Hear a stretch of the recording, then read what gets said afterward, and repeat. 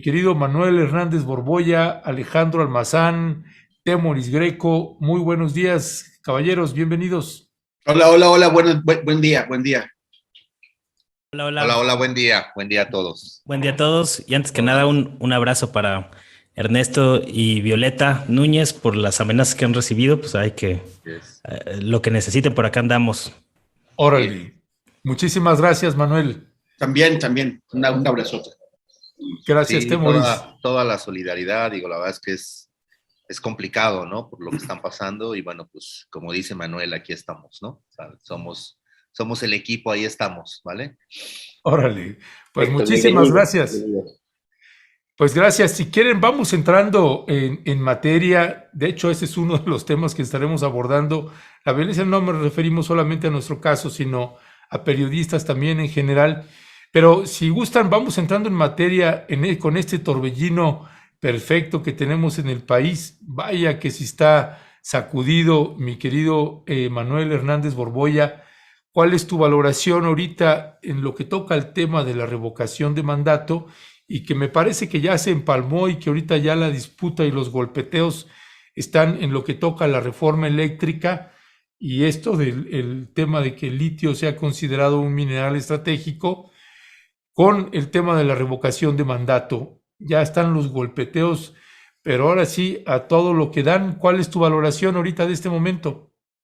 Bueno, a mí me parece que el tema de la revocación de mandato tiene que ver con un plan que había diseñado López Obrador para reafirmar su arrastre popular a mitad de su mandato, pues desde que empezó el actual sexenio, ¿no? Desde ese entonces se hicieron algunos cálculos, pero yo creo que nadie preveía pues el grado de debilitamiento tan tremendo al que iba a llegar la oposición en este punto, que ya de plano pues decidieron mejor boicotear la revocación de mandato ante la nula posibilidad de siquiera disputar o poder tener remotas posibilidades de lograr una revocación de mandato como tal de López Obrador. Entonces la consulta se ha terminado convirtiendo en pues un manotazo o una reafirmación de la popularidad del proyecto de transformación de López Obrador frente al bloque opositor. Y este bloque opositor incluye también a las autoridades electorales y al Instituto Nacional Electoral, que está convertido en un partido político de oposición, como lo dejó muy en claro Ciro Murayama ahora en su reciente entrevista con Broso en Latinus, que es abiertamente un político de oposición. Entonces, creo que se va a definir muchas cosas en esta revocación de mandato. Es realmente una reafirmación del arrastre popular del proyecto de la Cuarta Transformación frente a los remanentes del régimen neoliberal que siguen ahí pataleando por todo lo que hace el gobierno, ¿no? Sin siquiera tener capacidad argumentativa para tratar de posicionar sus puntos de vista. Y eso también quedó muy claro con el decálogo que presentó Claudio X González como este referente del bloque opositor o este patrón de la alianza PRI-PAN-PRD, en el cual está lleno de lugares comunes, cosas bastante sosas, imprecisiones, y que te habla pues de lo perdida que está la brújula de la derecha mexicana, que no puede ahorita o está tan desarticulada y tan debilitada que no le puede disputar ni siquiera la narrativa al presidente de la República en estos términos, ¿no? Yo revisaba algunas encuestas, por ejemplo, la de Demotecnia y de Las Heras, y pues la ventaja que tiene hoy Morena frente a la sucesión presidencial del 2024, pues es más o menos de 45% de gente que pensaría en votar por Morena frente a 12% del PAN. Entonces, vean nada más la brecha tan brutal de casi 30 puntos porcentuales que están reportando al día de hoy algunas casas encuestadoras en términos de preferencia electoral. Y obviamente, pues es una, una lucha que tiene ganada de antemano López Obrador, esta revocación de mandato, pero ahora lo que hay que ver es la cantidad de gente que va a salir a movilizarse. Hemos visto también una operación política por parte de los funcionarios de la 4T para movilizar y sacar a la gente a votar, a diferencia de lo que vimos con la consulta para enjuiciar a expresidentes, que hubo un abandono bastante grande por parte de los funcionarios sobre este tema, y también pues un arrebato de un reto a las sanciones que ha estado tratando de imponer el INE junto con el Tribunal Electoral. Por ejemplo, en el caso de Adán Augusto López, el secretario de Gobernación, que anduvo promoviendo la revocación de mandato en Sonora y en Coahuila, en un abierto desafío a estas sanciones impuestas por el INE, y que también lo empieza a posicionar en la lucha por la contienda de la sucesión presidencial. Hubo una foto ahí bastante polémica que generó algunas reacciones.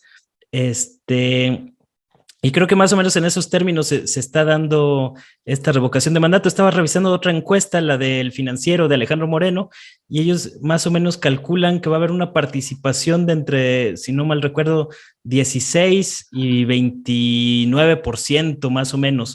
Es decir, se prevé una participación mayor al 7% del padrón electoral que hubo con la consulta para expresidentes. Entonces hay que ver en qué términos se da ese asunto, y por supuesto que está ligado al tema de la reforma eléctrica, que se prevé se empiece a discutir y a subir al pleno la próxima semana, y que también ha generado una serie de reacciones y sobre todo presiones por parte del gobierno de Estados Unidos para tratar de frenar este proyecto de reforma eléctrica, en el cual parece o ha dado señales López Obrador de que ya cuentan en el bloque oficialista de Morena, PT y anexas, con votos de algunos integrantes del PRI para sacar adelante la reforma, ¿no? Hay que ver hasta qué punto la cohesión del PRI se va a mantener en la votación de la reforma eléctrica, y eso pues va a ser interesante porque también podría definir parte del futuro político del PRI.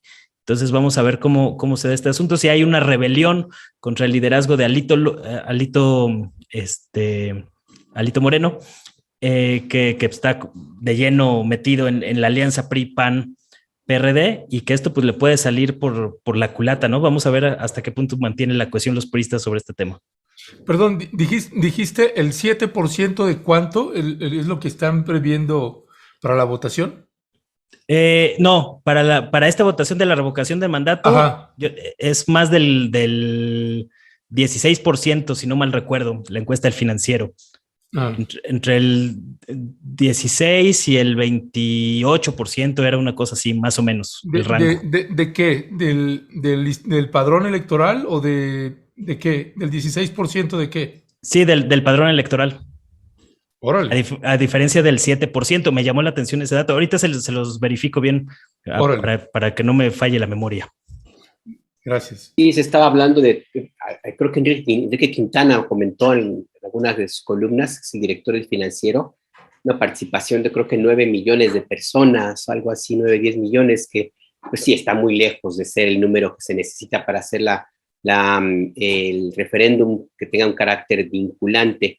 Y no sé hasta qué punto, Temoris, tú encuentres alguna conexión entre toda esta andanada de mentiras, manipulaciones, críticas, señalamientos, lo que sea, esta campaña negativa que tiene ya algún tiempo, y la actuación del INE, por supuesto. Se puede vincular todo esto que vemos ahora mismo, que lleva ya 3 años, y con esta participación baja que se prevé en este referéndum, o camina por su lado.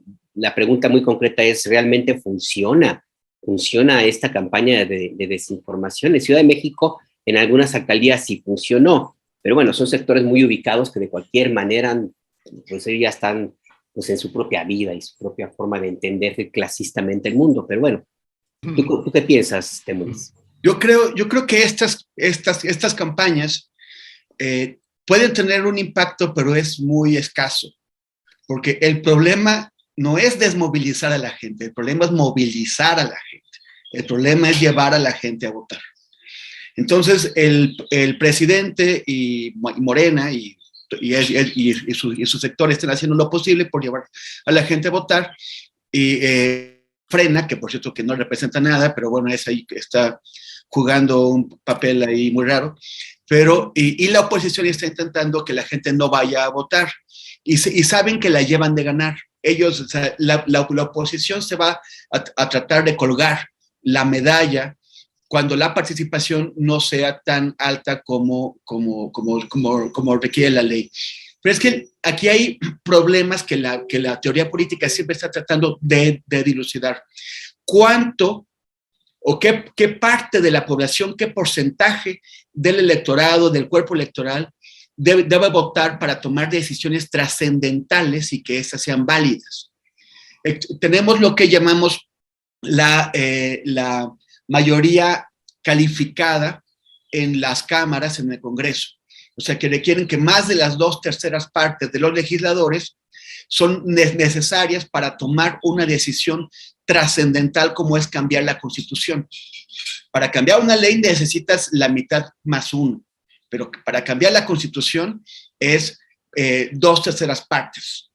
Entonces, en este caso, si estás hablando de una revocación de mandato, el que sea necesario que vote solamente el 40% de la población y de ese 40% una mayoría simple pueda definir eso, significa que tú estás tomando una decisión trascendental para la vida del país por realmente una minoría. Por ejemplo, en el supuesto, imaginemos que esto es algo que no va a ocurrir, pero que este proceso de revocación alcanzara el 40% de participación. Y de ese 40% que votaron, o sea, que voten la mitad más uno, pongamos el 21% del electorado, vote porque el presidente suspenda su mandato, tendríamos una decisión tomada por 18 millones de electores que estarían descalificando la elección tomada unos años antes, en 2018, por 30 millones de personas que votaron por López Obrador. ¿Qué es válido ahí? El problema es a cuánta gente, tomemos por ejemplo el caso del Brexit en Gran Bretaña.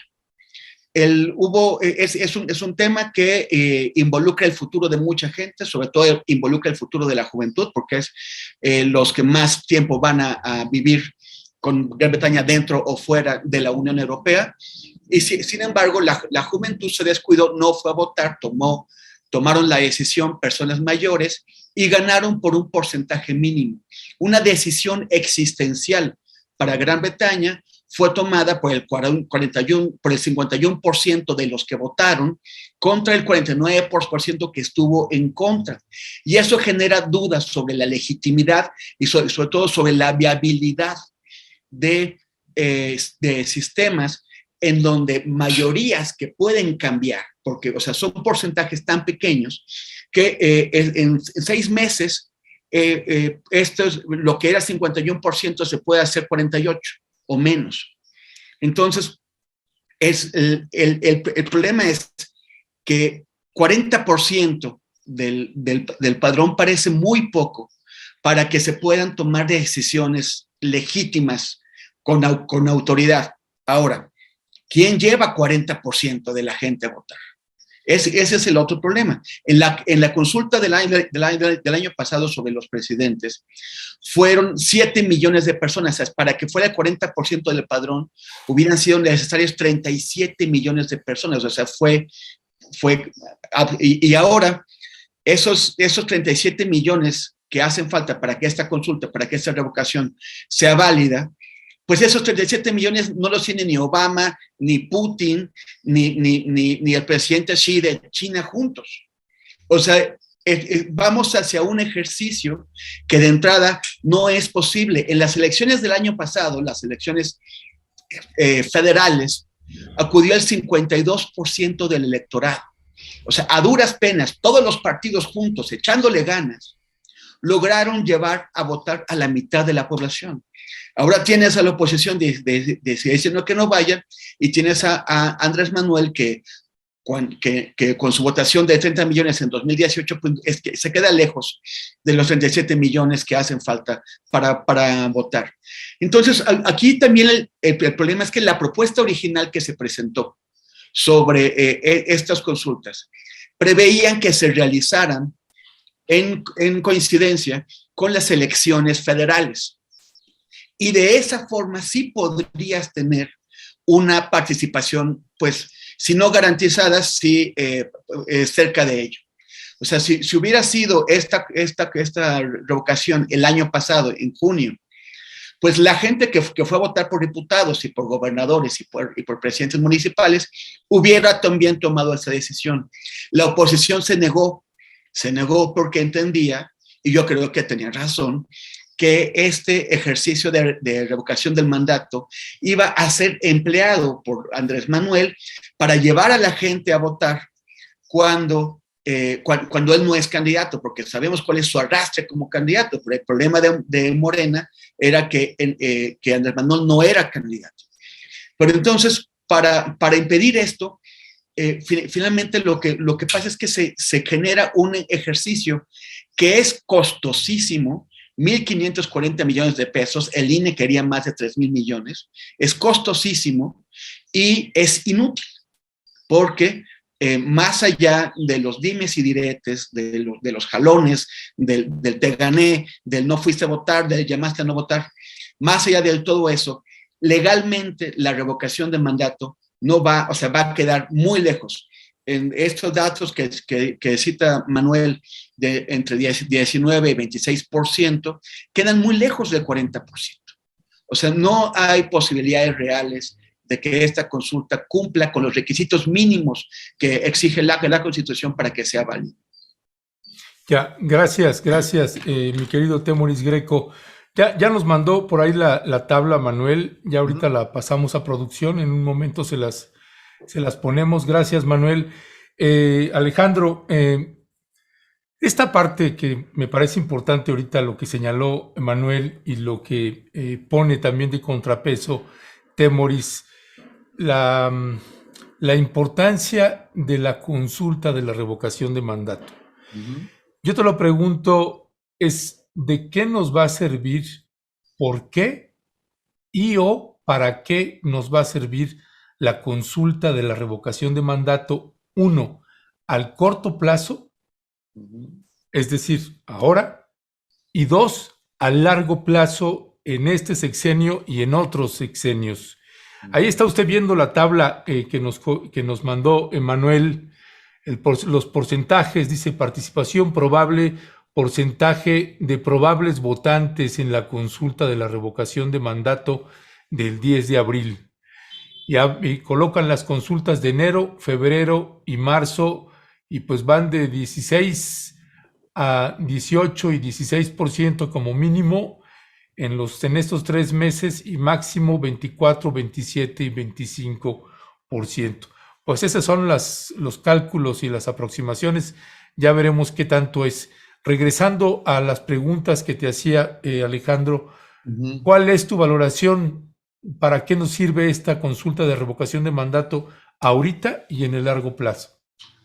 Mira, yo creo que en este momento la revocación de mandato no sé si nos serviría a los ciudadanos en este momento, le serviría por supuesto a Morena y a López Obrador, al presidente, pero a largo plazo o a mediano plazo sí nos va a servir a los ciudadanos. Es decir, el hecho de que quede ya como establecida esta revocación y que se haga en los próximos años, que los ciudadanos lo pidan, aunque bueno, para Claudio X González, los morenistas no son ciudadanos, quién sabe qué son, ¿no?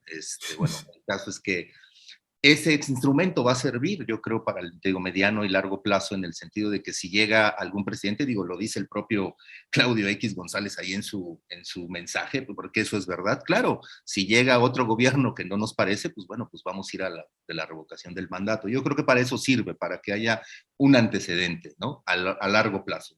No creo que al corto vaya a pasar algo. Yo, miren, les cuento, asistí a un meeting, ¿no? De ahí de la promoción de la revocación de mandato, fue ahí en Iztapaluca, estuvo organizado por esta asociación civil que se llama Que Siga la Democracia. Ayer se publicó un texto ahí cuestionando los recursos que utiliza esta asociación y más o menos dice quiénes son los integrantes, ¿no? Y entre ellos pues estaba Félix Salgado Macedonio, ¿no? Y en efecto, en Iztapaluca ahí estaba Félix Salgado Macedonio, y más allá de su anécdota que dijo que casi destapó a Andrés Manuel para la reelección, o sea, más allá de esa anécdota, lo que a mí me interesó en ese meeting, bueno, ya terminó, me fui a platicar, era pues todo el Morena del Estado de México, y lo que me dijeron es, mira, nuestra misión son 4.5 millones de votos para el domingo, y la meta son 40 millones, ¿no? Les O dije, sea, es una el locura. 4 puntos para el Para el país. Estado de México, 4.5 millones de votos, esa es su meta. Oh, wow. Y la meta que dicen que es nacional son 40 millones de votos. Yo le dije, eso es una locura. Eso O es sea, optimismo total. Andrés Manuel sacó eso en la presidencial, ¿no? Pero me dijeron, sí, pero ojo, cuando fue la presidencial no tenía gobernadores, Uy, sí. todos están trabajando para mover la maquinaria. O sea, todos. Me preocupó, ¿no? Digo, es decir, no sé qué van a hacer, pero ya desde el número que se están proponiendo, y bien lo dice Temoris, ¿no? O sea, lo más difícil es movilizar a la gente, o sea, no desinformarla, sino movilizarla. Pero bueno, vamos a ver, puede ser que esta maquinaria renovada del PRI Morena, ¿no? Ahora pues, muchos se han trasladado, puede ser que en una de esas esa maquinaria les funcione. En ese evento había más de 8,000 maestros, a todos se les pidió que pues, en estos días de la semana fueran a promocionar. Yo tengo amigos que trabajan en el gobierno federal y en Morena, a ellos también les han pedido, ¿no? Llevar a 20, a 10, a 5 a las casillas, es decir, están haciendo toda una operación de votos. A mí me sorprende, o sea, la cantidad, o sea, yo no creo que la logren, me parece, la verdad, muy aventurado lo que están pidiendo. Y otra cosa que me dijeron es que también aquí se van a probar muchas lealtades, ¿no? Me dicen, no sé si eso sea cierto o no, pero me dicen que, bueno, que Claudia Sheinbaum de una u otra manera está un poco en prueba, porque pues en las elecciones del año pasado no, pues ahí golpearon aquí con Cuauhtémoc y el DF, y pues ahora el presidente quiere ahí que Claudia Sheinbaum le ayude, ¿no? Y que en la Ciudad de México pues se note eso de la revocación, ¿no? Son cosas que me contaron, la gente que me lo contó, pues les creo, ¿no? Ahí, además, si uno ve quiénes estaban en el estrado, quiénes estaban participando, bueno, pues ya uno ve que en efecto se están movilizando, ¿no? Estaba el profesor René Bejarano, ¿no? Estaba Maurilio, que es toda esta gente del Estado de México, de Higinio, de la maestra Delfina, etc. Es decir, o sea, sí la maquinaria se está echando a andar y están con eso, ¿no? Y del otro lado veo a la oposición que sí da pena ajena, ¿no? O sea, yo a veces siento que le decía a Ingrid, ¿no? Mi esposa, que hasta las moscas se han de avergonzar de los opositores, ¿no? Porque, pues ahora, ellos, como bien dice, ¿no? Alguien dijo aquí en la mesa, ¿no? O sea, una oposición muy, muy raquítica, sin opciones de un contrapeso a la revocación, entonces lo que han hecho, pues, es decir, no vayamos a la revocación, ¿no? A mí me sorprendió ver a Claudio X González, la verdad es que nunca lo había visto tanto tiempo, no había reparado en él, y me sorprendió, o sea, hoy confirmo que pues, el dinero no da cultura ni inteligencia, ¿no? Puro lugar común, puros argumentos que uno escucha de los menos avesados y de los clasistas, ¿no? Y bueno, pues qué bueno que se han ido desnudando poco a poco, es decir, nosotros nos desnudamos públicamente, ¿no? Aquí cada miércoles. Bueno, Claudio X González con este spot me parece que también se va desnudando y nos va mostrando quién es en realidad. Y creo que este boicot que siempre anda llamando Morena a las empresas de Claudio X González, yo creo que en algún momento, pues me parece que no es un mensaje para nosotros lo del boicot, sino es un mensaje para él, para Claudio X González, en el sentido de que todas sus empresas son de papel, es decir, necesita la ecología para hacer sus negocios, necesita árboles, y en una de esas, pues les ponen ahí unas restricciones ecológicas a sus empresas y se acabó Claudio X González, ¿no? O sea, no necesitamos hacer de pronto un boicot, pero pues sí, quizá desde el gobierno federal se podría hacer esto, ¿no? Bueno, con eso me quedo, ¿no? Y ya, bueno, pues lo de la reforma eléctrica, solamente decirles que, bueno, pues hoy va a haber un evento, ¿no? Grandísimo ahí en el Monumento a la Revolución, va a estar Claudia Sheinbaum, Mario Delgado, están invitando, ¿no? O sea, se quiere hacer muy fuerte este evento, y yo creo que van a tener que hacer yo creo que sí va a haber un desprendimiento del PRI para aprobarse la reforma electoral, ¿no? O sea, que algunos sí van a traicionar, como decía hace rato Manuel, que van a traicionar a Alito, y así es como van a ir consiguiendo los votos para esta reforma. Es cuanto, compañeros. Muy bien, muy bien. Ya que mencionan a este personaje, pues si te parece, Manuel, vamos a entrarle al análisis de Claudio X González. La estridencia que le caracteriza, pues tuvo un momento pico con este video donde, como coincido con Alejandro Almazán, pues sí, el dinero no te garantiza que tengas una articulación en tu discurso ni que puedas conectar una neurona con otra. Pero yo tengo la impresión que Claudio X es apenas la cara, es el títere que se mueve bajo las indicaciones de algo, alguien o alguien es más. Y yo pensaría en los que tienen dinero de a de veras, los granototes. No sé, pienso en el Grupo Monterrey, por ejemplo, en los que han sido más perjudicados con no solo la persecución de la corrupción y las reformas fiscales, sino específicamente la lucha, la campaña en contra de alimentos chatarra, pienso en FEMSA, pienso, por supuesto, ahora que está de moda en las transnacionales de la generación de energía, en fin, todo esto. ¿Tú cómo defines la posición estridente de este personaje, Claudio X González? ¿Será el títere? ¿Quién será el titiritero? Pues yo siento que es un operador político de las élites y las cúpulas empresariales que están aglutinadas principalmente en el Consejo Mexicano de Negocios. Ese es básicamente como el centro neurálgico de cómo se aglutina este bloque. Y Claudio X González, como su padre, del mismo nombre, pues siempre fueron los operadores políticos de este grupo, ¿no? Como que les gusta la grilla, han estado ahí moviéndole, pero no son los únicos. Hay otros grupos como el IMCO, por ejemplo, que también está asociado a otros sectores empresariales, pero digamos que sí tienen una comunicación fluida a través de estas organizaciones.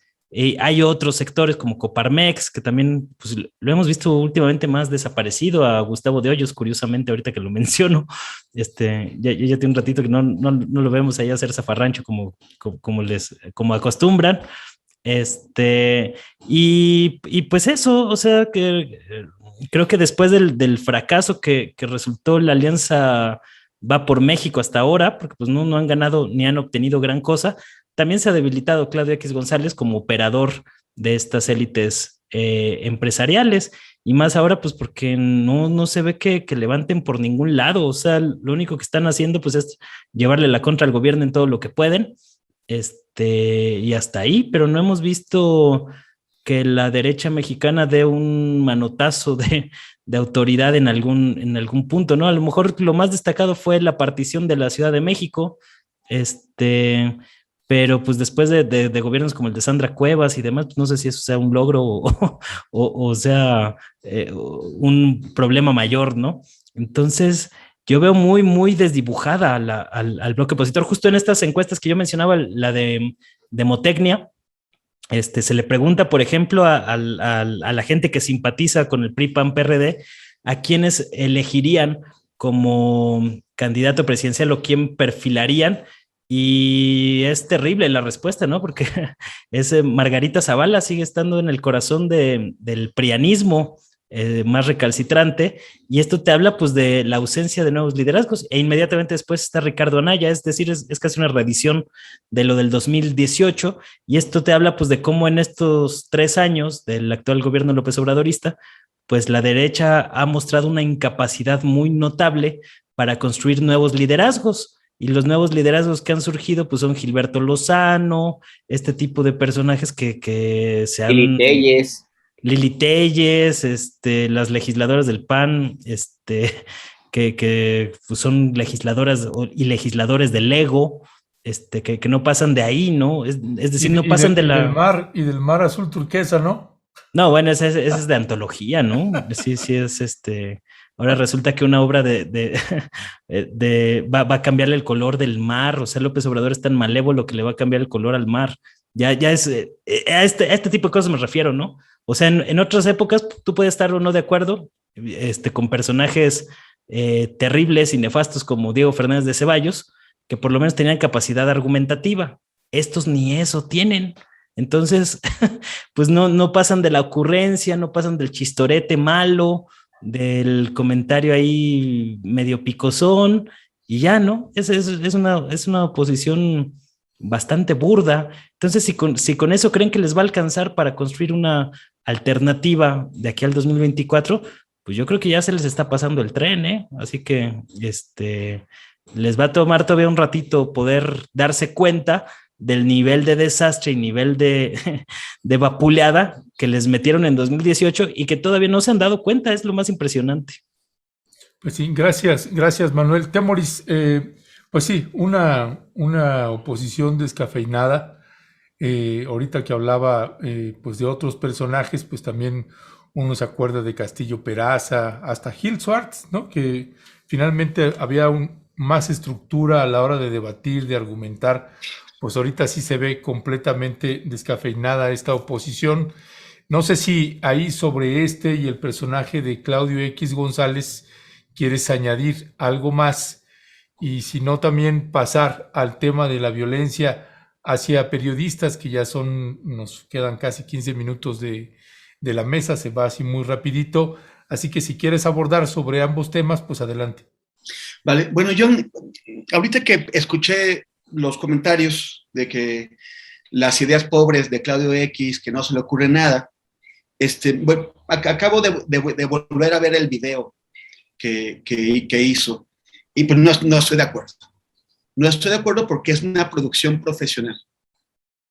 Es una producción en donde se controla todo, se controla la iluminación, se controla el fondo, se destaca el personaje, la modulación, o sea, alguien estuvo entrenando a Claudio X para controlar muy bien cómo está produciendo las cosas, y obviamente también se diseñó un discurso.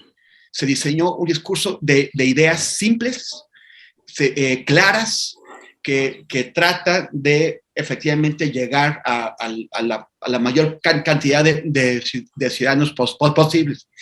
Y también es un discurso que trata de evitar lo confrontacional. Está oponiéndose a Andrés Manuel, pero está evitando la estridencia que han tenido en el pasado. No puede escapar este discurso que diseñaron ellos, que obviamente no fue diseñado por Claudio X. Así como tiene Mexicanos contra la corrupción, un conjunto de abogados e investigadores que están al servicio de su proyecto, obviamente también contrató a una agencia profesional para que desarrollara este mensaje. Y por eso lo hacen tan pro, pero yo creo que siguen encerrados en la caja que les diseñó Andrés Manuel, que es el de esta contradicción. O sea, empieza su primer argumento, su primera razón para no acudir a la revocación es que el presidente fue electo para gobernar 6 años y no 3 años y medio. Pero ellos llevan 3 años y medio gritando fuera López. Entonces le pide a la gente esperar, después de que llevan años exigiendo que es insoportable, que está destruyendo al país, que no es posible esperar más. Entonces, creo que sí hay un esfuerzo, están buscando cómo transmitir un mensaje, convocar a la gente, siguen sin lograrlo, siguen, como decía, adentro de la caja, encerrados en la caja que les diseñó el presidente. Pero bueno, por lo menos se están buscando, y sobre todo me llama la atención que Claudio X siga siendo el personaje. O sea, ellos pudieron haber elegido a un actor, una actriz, o pudieron haber tomado a los presidentes de los partidos de oposición. Entiendo que por qué no los tomaron, porque la verdad ninguno de ellos gana un concurso de muñecos de cajitas de cereales. Pero bueno, es a él también a quien lo están promoviendo. Entonces, yo no sé si ya Claudio X está dispuesto a dejar su papel de patrón y a buscar una candidatura en el presidencial en el 24. y la está preparando de esa forma. No es el Claudio X que hemos visto antes, están preparándolo más. Y lo que nos parece pobreza de discurso desde el punto de vista de un diseñador de discurso es una simplificación de contenido para tratar de lograr una amplificación y mayor comprensión del mensaje.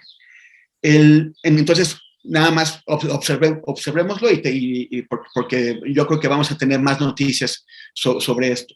Y en cuanto a lo de las amenazas contra periodistas, estamos teniendo esta ola de asesinatos con la que empezó el año, no solamente asesinatos, sino también un incremento en las agresiones y también una elevación del perfil de los sujetos de estos ataques.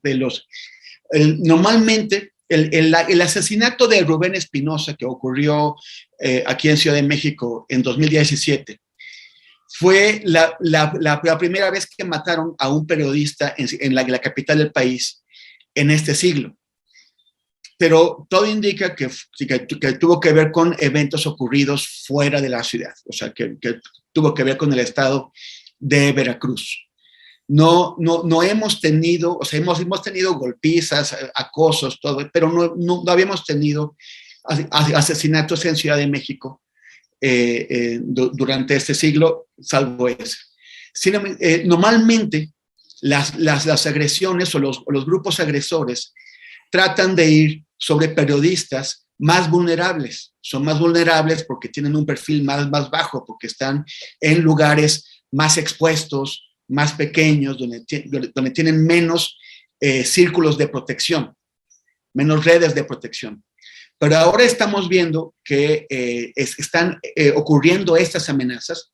Está la que hicieron contra ti y contra Violeta Núñez, que bueno, parece que están tocando intereses muy poderosos de la industria minera, pero también están las amenazas que hicieron contra una conductora muy prominente de Milenio TV, que es un nivel al que rara vez llegan. Y también está un video que difundieron el viernes pasado, en donde amenazan a un colega nuestro de Televisa, que aunque trabaje ahí, es muy buen periodista, Marco Antonio Coronel, y también a Milenio, y donde prácticamente un grupo de hombres disfrazados de soldados, pero con armas potentes y que se ve que están organizados, una veintena de ellos está haciendo una amenaza directa contra este colega y contra alguien que no identifico bien de Milenio. Tenemos efectivamente una elevación, están elevando la mira. Esto debería, cuando asesinaron a Javier Valdés en 2017, hubo una reacción de los grandes medios de comunicación, porque aunque Javier no era un periodista de élite, era un periodista que seguía haciendo trabajo de a pie, que iba a entrevistar él mismo a las personas, que asumía los riesgos. Es una persona con un perfil internacional, era una persona con un perfil internacional. Y esto hizo que en las cúpulas de los medios de comunicación sintieran más cerca los tiros. Yo creo que también los están empezando a volver a sentir. La pregunta es, ¿cuál es la reacción que hay? Porque a mí me da la impresión, y eso es también lo que me han transmitido algunos trabajadores. Uy, se nos fue Temoris. Sí, finalmente terminó por cortarse, estaba ya con dificultades. Ahí está ya. Adelante. Ya estás ahí, Temoris, otra vez. Da la impresión de que esos medios industriales, y eso como, no sé si se escuchó, es lo que me han transmitido también trabajadores de esos medios industriales, periodistas que trabajan ahí, es que esos medios están más interesados en protegerse a sí mismos y proteger sus intereses que en proteger a la gente, a los reporteros y a las reporteras que están poniendo la piel en los lugares de mayor peligro. Están tratando de evitar los problemas que les acarrearía un atentado directo contra ellos, en lugar de pensar en cómo proteger a la gente que está cubriendo estos hechos de violencia. En todo caso, esto se da en el contexto de una política gubernamental que no está protegiendo el derecho de la gente a la libertad de expresión y el derecho de la sociedad a ser informada. Tenemos avances en algunos casos, pero como ya he dicho antes, el problema fundamental de la libertad de expresión en México es la impunidad.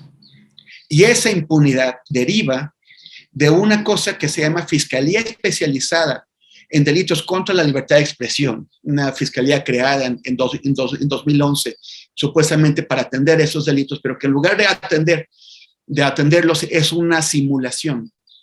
La persona que está a cargo de ella, Ricardo Sánchez Pérez del Pozo, fue colocada en el sexenio pasado por Peña Nieto y sigue ahí. Nadie lo ha tocado y nadie en el gobierno habla de removerlo ni de limpiar esa fiscalía para que sí trabaje, ni de tratar de darle el presupuesto para que quienes están asesinando periodistas como manera de atentar contra la sociedad, contra nuestro derecho a informarnos, sepan que si tratan de matar a un periodista van a pagar, van a ser procesados. En la medida en que no se atienda el problema principal, que es una fiscalía que está ahí para la simulación y no para perseguir los delitos contra periodistas, todo es aire. Todos los discursos de defender la libertad de expresión son aire. El primer problema es acabar con la impunidad y eso es quitar a Ricardo Sánchez Pérez del Pozo y a todos sus cómplices para crear una fiscalía que sí sirva. Ese es el primer paso. Alejandro, ¿tú cómo ves el tema? Yo pensaría que además de esto que propone Temoris, pues habría que ampliar la mirada y abordar otros elementos que hemos comentado ya en este espacio: precariedad laboral, la impunidad, que no puede parar, no hay forma de pararla, autoridades locales involucradas en la violencia y en actividades delictivas, y ahora también parece ser que se sumaría este elemento con esta advertencia, esta amenaza que hubo en contra de la doctora Violeta Núñez y de Ernesto Ledesma, pues ahora temas también de macroeconomía, porque ese es el nivel que tienen las reservas de litio. ¿Tú cómo lo ves, Alejandro? El micrófono, Alejandro. Tu micro. Veo pues varias cosas, digo, bien lo dices, esto de que pues ya lo hemos platicado aquí, ¿no? O sea, todo esto de los periodistas, ¿no? Yo creo que algo sí merma de pronto el discurso de López Obrador contra el periodismo, porque quizá eso provoca pues que haya más impunidad, ¿no? Y que pues gente que por ejemplo está metida en las mineras, en la extracción, ¿no? Pues termine amenazando aquí a los colegas, ¿no? A la doctora Núñez, a Ledesma, ¿no? Y por el otro lado, bueno, pues la otra gente, los otros colegas que han sido amenazados, que sacó la Alianza de Medios, hay un boletín, ¿no? Que también han sido amenazados por sus coberturas en Michoacán, etc. Creo que es muy difícil, mira, tenemos tantas necesidades los periodistas, desde la seguridad social, los salarios, etc., ¿no? Mucho acoso sexual, bla, bla, bla. Bueno, yo creo que algo nos hace, o sea, el primer bien común es la vida, y yo creo que deberíamos de dirigir los periodistas, decir, bueno, a ver, primero la vida, porque ¿de qué me sirve que me den un salario, que me den 5,000 pesos más o que me den seguro social si me van a matar? Entonces, creo que lo primero que tenemos que hacer es garantizar la vida, ¿no? Y como que hacer todas las baterías hacia allá, hacia el rollo de la vida. No sé cómo, yo el otro día les decía, para mí, yo creo que ya es momento de radicalizar. Miren, esta familia de este chico Hugo, ¿no? Paró el periférico, ¿no? Periférico Norte. Ayer vi esa nota, paró el periférico durante 12 horas y llegaron las autoridades del Estado de México, ¿no? Ya con orden de aprehensión del presunto asesino del chico, de Hugo, etc. Yo creo que debemos de radicalizar nuestro movimiento. Yo sé que poca gente me sigue con esto de radicalizarlo, pero yo no veo más, yo no veo otra salida ante de pronto como incluso hasta un desprecio, ¿no? Que hay del propio presidente, ay, los periodistas, porque nos mete a todos en la misma olla, ¿no? Entonces yo creo que también nosotros, nuestro propio trabajo, nuestra chamba también sería como un poco ir viendo que pues no somos los mismos, que es decir, que cada grupo, son como las tribus esas del PRD y que cada una tiene ahí su propia ideología, ¿no? Y yo creo que eso también, o sea, nos podría servir un poco para ubicarnos por lo menos de quiénes somos. Yo no tengo respuestas de qué hacer, de verdad, desgraciadamente no lo sé. A mí como a Ledesma, como a Violeta, y seguramente no sé si les ha pasado a Temoris, bueno, sí, a Temoris, sí, no sé si le ha pasado a Manuel, pero bueno, pues las amenazas de muerte son terribles, ¿no? Yo me he tenido que ir del país, son jodidas, o sea, yo me pongo en los zapatos de cada compañero que recibe una amenaza y yo digo, puta, o sea, está cabrón, ¿no? Es decir, no podemos hacer también nuestro trabajo, ¿no? Como nosotros quisiéramos. Yo creo que también ahí mi reflexión me lleva inevitablemente siempre a las masculinidades, ¿no? Y por eso también creo que el de Claudio X González es un mal mensaje, porque yo al que veo ahí a Claudio González es a un machito que se cree indispensable para el funcionamiento de la vida, ¿no? Y así hay muchísimos periodistas y así hay muchísima gente que se cree indispensable para el funcionamiento de la vida y eso es parte de la masculinidad, ¿no? Pero bueno, independientemente de lo de Claudio, yo sí creo que o sea, es decir, que con los periodistas nosotros también debemos de reflexionar, es decir, yo pasé muchos años, igual que, o sea, por ejemplo, Temoris, ¿no? Temoris pasó muchísimos años allá en guerras, ¿no? Ha pasado muchas guerras. Y esa es la chamba que le gusta a Temoris. A mí me gustaba ir a los territorios también narcos, ¿no? Ya ahora ya no, porque por varias razones, porque no veo las condiciones, el Estado no me está dando las condiciones para yo poder hacer ese trabajo. Qué desgracia, porque pues, tenemos que hacer ese trabajo, pero no nos está dando las condiciones el Estado.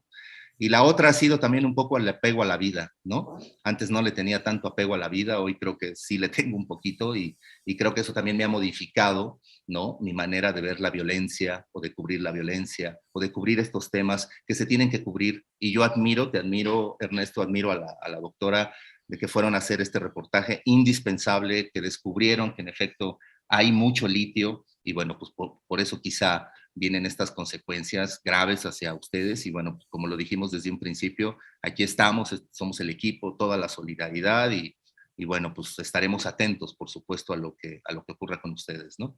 Pero no tengo en este momento ninguna respuesta de qué podemos hacer, de verdad, como gremio. Hemos hecho muchísimas cosas. Manuel, Temoris, ¿se acuerdan, no? Pues de todo lo que se ha venido haciendo, se ha venido trabajando. Yo creo que se avanza poquito, no vemos los avances, por supuesto que hay, pero pues terminamos frustrados cada vez que escuchamos que algún colega o es asesinado o es amenazado, ¿no? O tiene que ser desplazado, ¿no? Hace poco conocí a algún colega, no puedo decir su nombre, nada, pero pues tuvo que salir, ¿no? Tuvo que salir de su estado por estas cuestiones de las mineras, ¿no? O sea, las mineras, ¿qué es lo que están haciendo? Digo, no estoy descubriendo el hilo negro, llegan a las ciudades o llegan a los pueblos y desplazan a la gente, ayudado con el crimen organizado, ¿no? Entonces, pues complicado, ¿no? Complicado para nosotros los periodistas o para quienes están arriesgando y están haciendo estos temas, pues porque no están contando con ninguna garantía del Estado, ¿no? Van prácticamente solo con su libreta y con su pluma. Creo que ya así estamos desde hace muchísimos años, ¿no? Pero hoy cada vez es más evidente y preocupante, ¿no? Ojalá que pronto, ¿no? Pronto encontremos puntos en común entre varios periodistas y empecemos realmente a hablar y no solamente hacer algo espectacular o algo mediático, sino más bien sí crear una conciencia, crear foros. A lo mejor se están haciendo, yo no lo sé, yo casi no tengo relación con los periodistas, a lo mejor se están haciendo, yo simplemente lo que medio escucho y todo, pero bueno, pues ojalá que algo ocurra y se pueda hacer algo potente como gremio, ¿no? Yo estoy en contra de la defensa gremial, pero hacer algo potente en favor del gremio. Gracias, mi querido Alejandro Almazán, gracias por tus palabras también. Déjame, Manuel, antes de pedirte una reflexión final, leer algunos de los comentarios que la audiencia amablemente nos ha estado haciendo. Dice Edgar Chávez García, hablando de los distintos temas que hemos estado abordando, En Cuautitlán Izcalli, que ganó una panista, la revocación de mandato no existe, ni se ve promoción, ni se ve nada.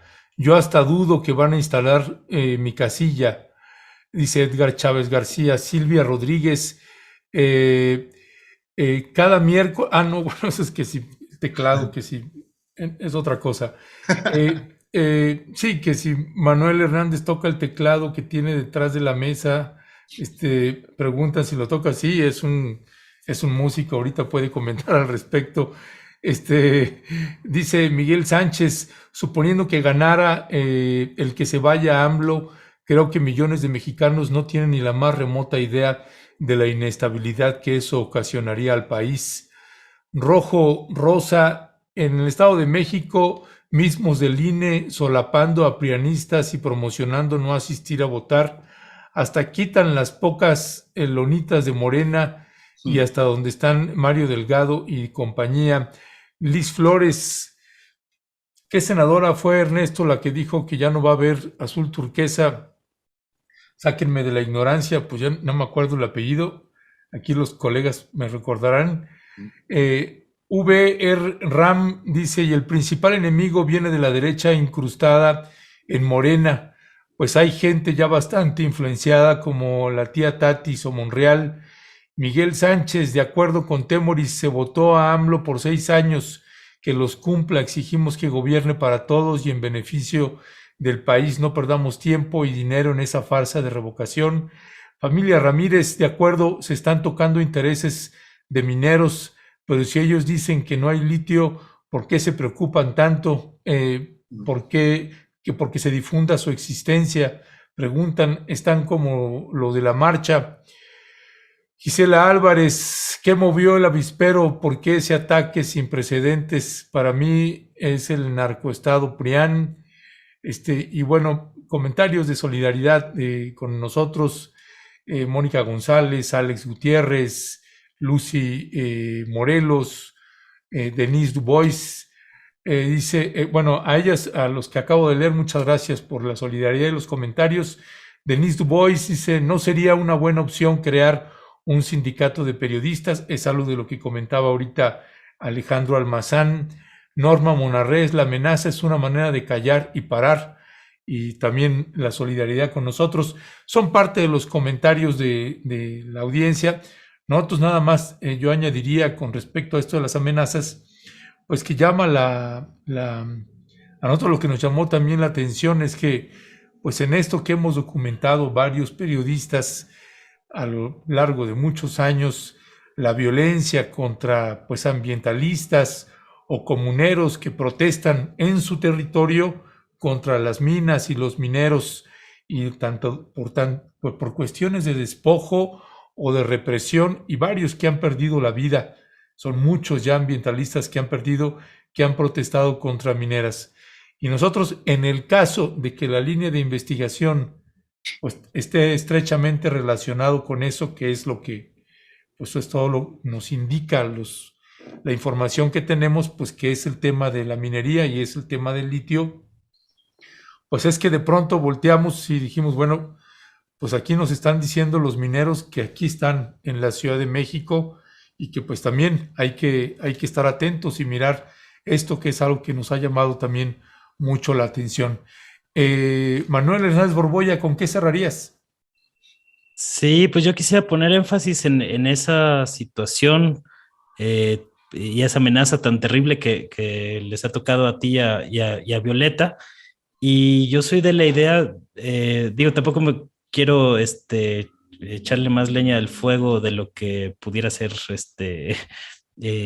o poner o que pueda ser peligroso, digamos, pero sí creo que aquí en este caso muy concreto, después del riesgo que tomaron para ir al hotel, a identificar de dónde provino la llamada y todo esto, las autoridades tienen la obligación de resolver quiénes son los agresores e ir y dar con los culpables. O sea, porque si ya se tiene identificado de dónde vino la llamada o hay una pista muy, muy clara, pues hay registros de quienes estaban en ese hotel, hay cámaras de seguridad, es decir, hay una serie de elementos ya muy, muy grandes para dar con quiénes son y de dónde provienen las amenazas.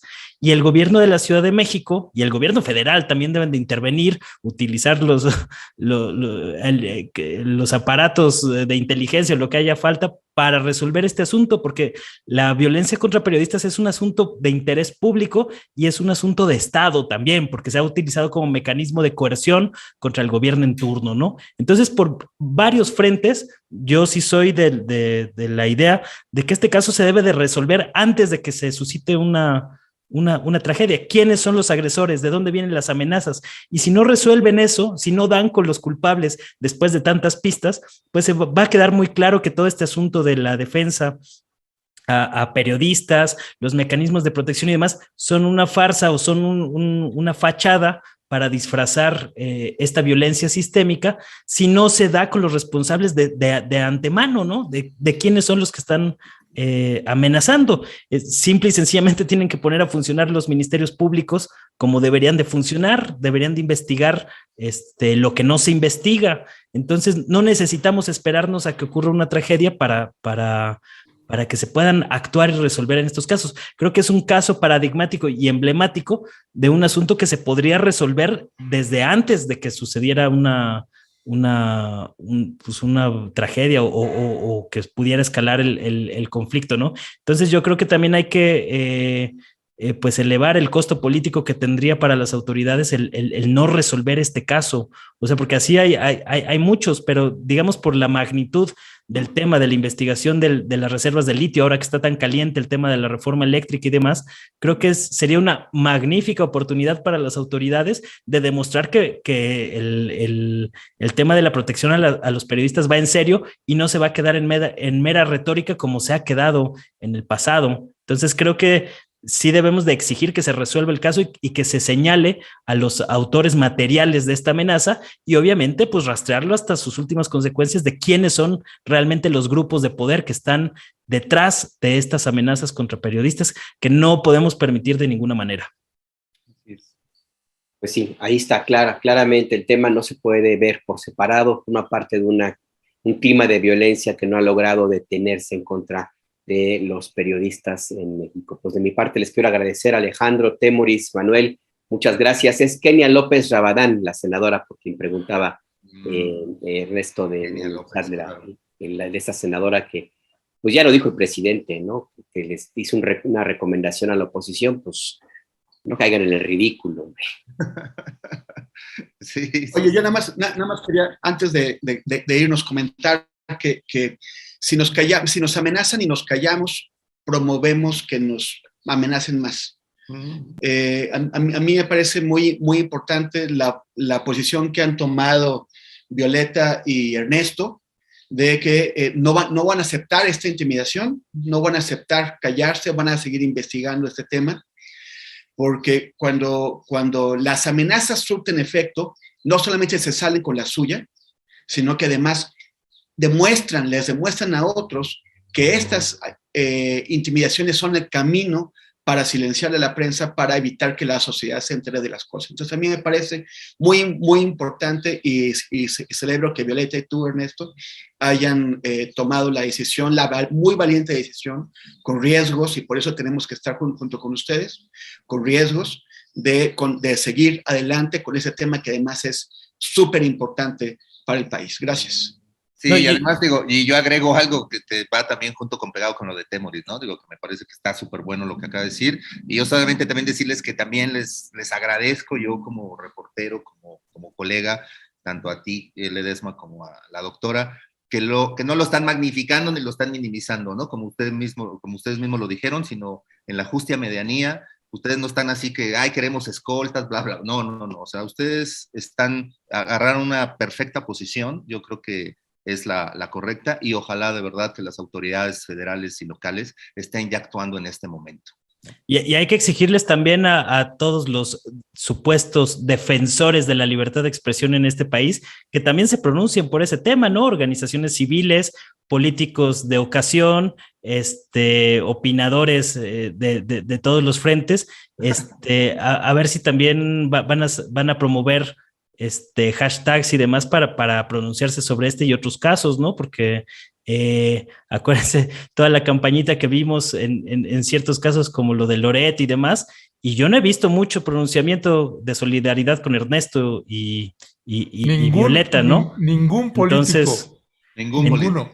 Sí, entonces hay que levantar la voz y hacer escándalo por ese tema, ¿no? Porque no se puede quedar así nada más mientras siguen con sus payasadas de todos somos Loret y estas estupideces, que las amenazas reales de investigaciones reales que atentan contra intereses reales pasen desapercibidas en la agenda mediática. Yo estaba buscando alguna nota y no encontré ninguna nota sobre el tema, ¿no? Entonces hay que hacer escándalo de este asunto y que no se quede nada más ahí en conversaciones de nicho. Hay que decirles a Aguilar Camín y a Krause que tienen contratos en peligro, a ver si así se animan. Pues sí, pues Temoris Greco, Alejandro Almazán, Manuel Hernández Borboya, muchísimas gracias. Les mandamos un fuerte y fraterno abrazo. Gracias, abrazos. Gracias. Abrazos a público, suerte.